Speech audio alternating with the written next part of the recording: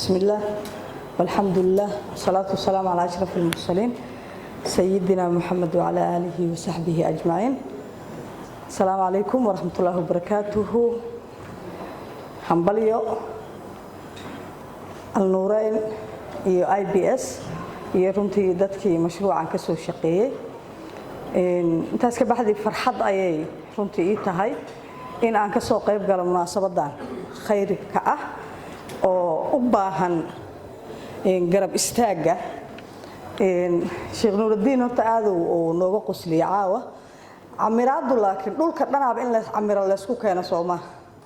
dhulka in la taamiriyo Soomaahan maqaasida dadka loo abuuro soo ka mid maaha marka in howlaha saana la amirana hawshaas bay qayb ka noqonaysaa hadii Ilaahay idmo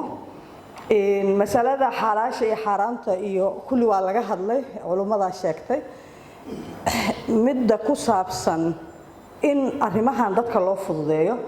runtii wax weyn ay aniga ila tahay mashruucaad weyn aragtidayda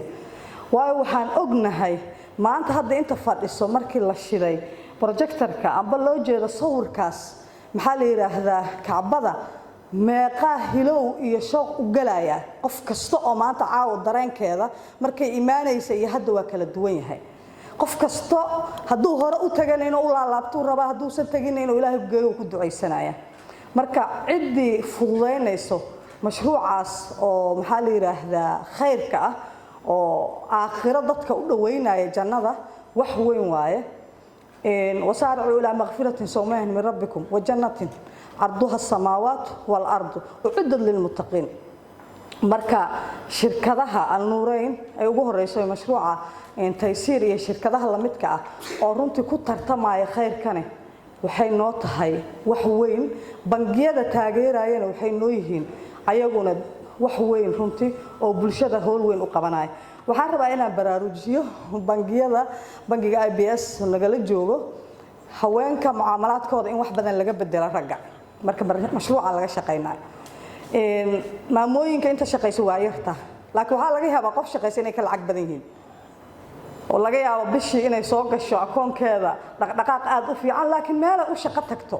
aysan jirin oo la leeyahay contractiga kan maxaa la yiraahdaa mushaarkaaga kan ma jirto marka mucaamalaadka inay ku daraan dadka noocaas ah nasay ula macaamil lahaayeen waayo haweenka inta badan inta systemka iyo u hogaansanta inay bangiyo martay iyo aaday ay ugu yartaa waxa laga yaabaa inuu bakaaro lacag fiican u taalo aba suuqyada la midka ah hadana macdaalika aysan akoon lacagteeduba marin marka in mucaamalaadkooda laga waxeeyo haweenkan waxaan leeyahay fursad fiican inay u tahay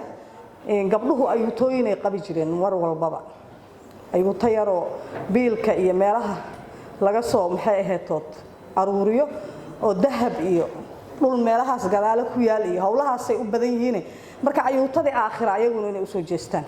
tan adduunyo wax ay taraysa malahan midaan aakhiro wax yar oo heestaan oo dahab inta soo gataan maxaa la yiraahdaa mashruuca taysiirna ay ka faa'iidaan mashruuca hadda oo ustaadka ka hadlay gudaha markii la tago runtii inta tagtaa taqaanee dadkii aqoonta leh ayaaba ku wareeraya dadka aan aqoonta lahayn khaasatan kuwa aan carabiga aqrin ambaan ku hadlin mushkil ay ku qabaan ay haweenku u badan yihiin waxaan ka rabnaa marka alnuurayn in ay dadka oo irshaadinayo dadka xujaayada iyo umrada inay haweenku daraan gabdhaha culimada hayna waa u haynaa oo kala qayb qaadan la mashaariicdaas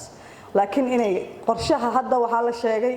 in dadka wax loo fududeynayo tusaale yar marka la joogo meel masjidka hadda dulxulayfa soo qaatay oo laga xarmanayo musqul qofka rabta xataa haweenka iyo raggu meelay ka kala galaan isku meel kama galaan marka qofku wax irshaadinaya haduu rag kaliya noqdo xataa gabadha inay musqul hesho weyse hesho ayaa cid ku irshaadisay u baahan tahay hadaysan aqoonin in luqadda carabiga waa meesha ugu hooseyso ay tilmaanta ku arki karto marka hadda la joogo maxaa la yiraahdaa ahkaamtii iyana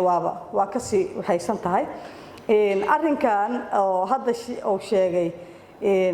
maxaa la yiraahdaa Sheekh Abdul Hayy dadku waxaysan aqoonin iyo Sheekh Bashiir ba inay cadow u yihiin arrinta hadda oo dhawaajiyo culimo gabdhuhu